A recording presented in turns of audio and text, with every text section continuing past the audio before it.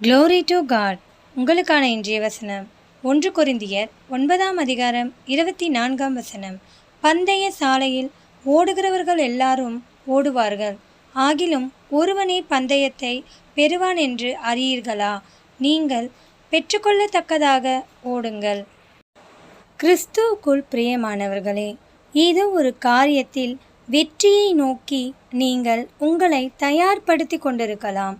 ஆனால் தோற்றுவிடுவோமோ, தோல்வியை கண்டுவிடுவோமோ என்று நீங்கள் பயத்தோடு இருப்பீர்கள் என்றால், கர்த்தர் வசனத்தின் மூலம் உங்களோடு பேசுகிறார்.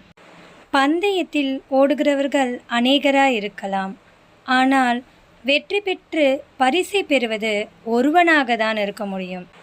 அதுபோன்றே நாம் செய்யும் எல்லா வேலைகளிலும் எல்லா காரியங்களிலும் நாம் வெற்றி பெறும் விதமாய் நாம் ஓட வேண்டும்.